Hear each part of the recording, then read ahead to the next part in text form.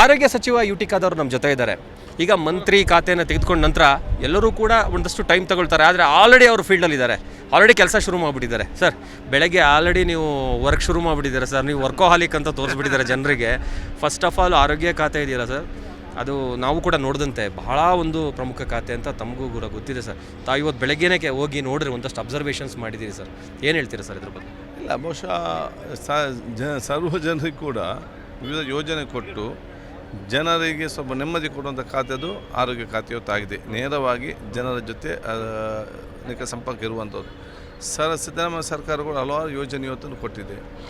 ಈಗಿನ ಸರ್ಕಾರ ಕೂಡ ಮುಂದಿನ ಕೊಡ್ತದೆ. ಬಹುಶಃ ಇವತ್ತು ಆ ಎಲ್ಲ ಯೋಜನೆಗಳನ್ನು ಸಮರ್ವ ಅನುಷ್ಠಾನ ಆದಷ್ಟು ಬೇಗ ನಾವು ಅದನ್ನು ಮಾಡಬೇಕು. ಅದಕ್ಕಾಗಿ ರಿವ್ಯೂ ಮೀಟಿಂಗ್ ತಗೊಂಡಿದ್ದೇನೆ. ಏನಿದೆ, ಏನು ಆಗ್ತಾಯಿದೆ, ಏನೇನು ಆಗಬೇಕು ಅದನ್ನು ಒಂದು ವಾರದೊಳಗೆ ನನಗೆ ಡೀಟೇಲ್ಸ್ ರಿಪೋರ್ಟ್ ಕೊಡಲಿಕ್ಕೆ ಹೇಳಿದ್ದೇನೆ.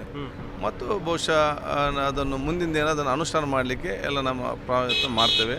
ಮತ್ತು ಎಲ್ಲ ಕಡೆ ಎಲ್ಲ ಡಾಕ್ಟರ್ಗಳು ಸಮರ್ಪಕ ಕೆಲಸ ಮಾಡಬೇಕು. ಒಂದು ಕುಟುಂಬದ ರೀತಿಯಲ್ಲಿ ಅದನ್ನು ಕೆಲಸ ಮಾಡ್ತೇವೆ.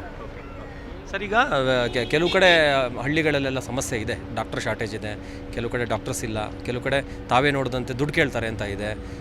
ಇದನ್ನು ಹೇಗೆ ಒಂದು ಟ್ಯಾಕಲ್ ಮಾಡಲಿಕ್ಕೆ ನಾವು ಒಂದು ಪ್ಲ್ಯಾನ್ ಇದೆಯಾ ಸರ್? ಎಲ್ಲಿ ಕೆಲವು ಕಡೆ ನಮಗೆ PSCಯಲ್ಲಿ MBBS ಡಾಕ್ಟರ್ ಕಡಿಮೆ ಇದೆಯಾ, ಅಲ್ಲಿ ನಾವು ಈಗಲೇ ಹೇಳಿದ್ದೇವೆ, ಯಾರಾದರೂ ಡಾಕ್ಟ್ರ್ ಕಲ್ತವರು PSCಯಲ್ಲಿ ಬಂದು ಕೆಲಸ ಮಾಡಲಿಕ್ಕೆ ತಯಾರಿದ್ದರೆ DHOಗೆ ಕಾಲಿಂದ ಅಪ್ಲಿಕೇಶನ್ ಕೊಟ್ಟರೆ ಸಾಕು. ಅಪ್ಲಿಕೇಶನ್ ಕೊಟ್ಟ ತಕ್ಷಣ 1 ವಾರದೊಳಗಡೆ ಅವರಿಗೆ ಕೆಲಸವನಿಗೆ ನೇಮಿಸಲಾಗುವುದು. 60,000 ರೂಪಾಯಿ ಅವರಿಗೆ ವೇತನ ಕೂಡ ಇದೆ. ಇದಕ್ಕೆ ಸಂಬಂಧಪಟ್ಟ ಏನು ಸಲಹೆ ಸೂಚನೆ, ಹೆಚ್ಚುವರಿಯಾಗಿ ಏನು ಸಲಹೆ ಸೂಚನೆ ನಮ್ಮ ಆ ಒಂದು ಡಾಕ್ಟರಲ್ ಫೀಲ್ಡ್ ಇದ್ದರೆ ಅದನ್ನು ಖಂಡಿತವಾಗಿ ಅದನ್ನು ನಾವು ಸಕಲ ಸ್ವೀಕರಿಸ್ತೇವೆ. ಸರ್, ತಮ್ಮ ಅಬ್ಸರ್ವೇಷನ್ ಪ್ರಕಾರ ಇವತ್ತು ಬೆಳಗ್ಗೆ ಹೋಗಿದ್ರಿ, ಏನು ನೋಡಿದ್ರಿ ಸರ್? ಇಂಪಾರ್ಟೆಂಟಾಗಿ ಏನು ಅಬ್ಸರ್ವ್ ಮಾಡಿದ್ರಿ ಸರ್? ಇಲ್ಲ ನೋಡಿ, ನಿನ್ನೆ ನೈಟ್ ನಾವು ಹಾಸ್ಪಿಟಲ್ ಮಾಡಿದ್ದೇವೆ, ಇನ್ಸ್ಪೆಕ್ಷನ್ ಮಾಡಿದ್ದೇವೆ, ಸಮಗ್ರ ವಿಚಾರ ನಾವು ನೋಡ್ತೇವೆ ಅನ್ನೋದು ಅದನ್ನು ಹೇಳಿದ್ದೇನೆ.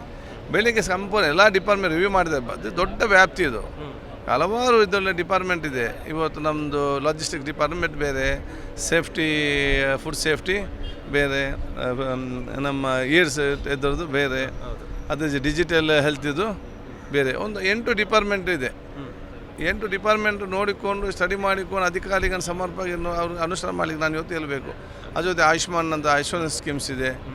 ಸೊ ದೊಡ್ಡ ವ್ಯಾಪ್ತಿಯಾದ ಕಾರಣ ಅದಕ್ಕೆ ನಾನು ಹೆಚ್ಚಿನ ಸಮಯ ಕೊಡಬೇಕು, ಅದನ್ನು ಅನುಷ್ಠಾನ ಮಾಡಿಸ್ತೇನೆ. ಎಲ್ಲವೂ ಸಾಫ್ಟಾಗಿ ಅಧಿಕಾರ ಟ್ರಾನ್ಸ್ಫರ್ ಆಯಿತು, ಎಲ್ಲರೂ ಕೂಡ ನೋಡ್ತಾ ಇದ್ರು. ಆದರೆ ಈಗ ಪ್ರಥಮ ಹಂತದಲ್ಲಿ ಯಾಕೋ ರಾಮಲಿಂಗಾರೆಡ್ಡಿ ಅವರು ರಿಸೈನ್ ಮಾಡಿದ್ದು ಒಂದು ಕಡೆಗೆ ನೋಡಿದ್ರೆ, ಮತ್ತು ಮುನಿಯಪ್ಪ ಅವರು ಬೇಸರ ವ್ಯಕ್ತಪಡಿಸೋದು ನೋಡಿದ್ರೆ, ಮತ್ತು ಸಚಿವಾಕಾಂಕ್ಷಿಗಳ ಪಟ್ಟಿ ಕೂಡ ಇದೆ. ಇವೆಲ್ಲವನ್ನು ನೋಡಿದಾಗ ಎಲ್ಲೋ ಒಂದು ಕಡೆ ಮತ್ತೆ ಒಂದಷ್ಟು ಗೊಂದಲ ಇದೆ ಅಂತ ಅನಿಸ್ತಾ ಇಲ್ವ ಸರ್? ರಾಜಕೀಯದಲ್ಲಿ ಗೊಂದಲ ಎಲ್ಲ ಸ್ವಾಭಾವಿಕ. ಆ ಗೊಂದಲ ಎಲ್ಲ ಕೂಡ ಬಗೆಹರಿತದೆ. ಇವತ್ತು ಇನ್ನೂ ಕೂಡ ಎಕ್ಸ್ಪೆಕ್ಷನ್ ಏನೂ ಕೂಡ ಆಗಲಿಲ್ಲ. ಎಕ್ಸ್ಪೆನ್ಷನ್ ಆದ ಕಾರಣ ಭಾಳಷ್ಟು ಜನ ಇವತ್ತು ಬರಲಿಕ್ಕೆ ಗೊತ್ತಿದ್ದಾರೆ. ಸೊ ಎಲ್ಲ ಸಮಸ್ಯೆಗಳನ್ನು ನಮ್ಮ ಮುಖಂಡರು ಅದನ್ನು ಪಕ್ಷ ಅಧ್ಯಕ್ಷರು, ಮುಖ್ಯಮಂತ್ರಿಗಳು ಅದನ್ನು ಬಗೆಹರಿಸ್ತಾರೆ. ರಾಮಲಿಂಗಾರೆಡ್ಡಿ ಅವರು ರಿಸೈನ್ ಮಾಡಿದ್ರು ಸಚಿವ ಸ್ಥಾನಕ್ಕೆ ಅಂದಾಗ ತಮ್ಮ ರಿಯಾಕ್ಷನ್ ಏನು ಸರ್ ಅದ್ರ ಬಗ್ಗೆ ಅಂತ? ಇಲ್ಲ, ನಾನು ಅದನ್ನು ಅವರು ಬಹುಶಃ ನಾನು ಈಗಲೂ ಕೂಡ ಅವರು ರಿಸೈನ್ ನಾನು ನಂಬೋದೂ ಇಲ್ಲ, ನಂಬಲಿಕ್ಕೆ ಹೋಗೋದೂ ಇಲ್ಲ.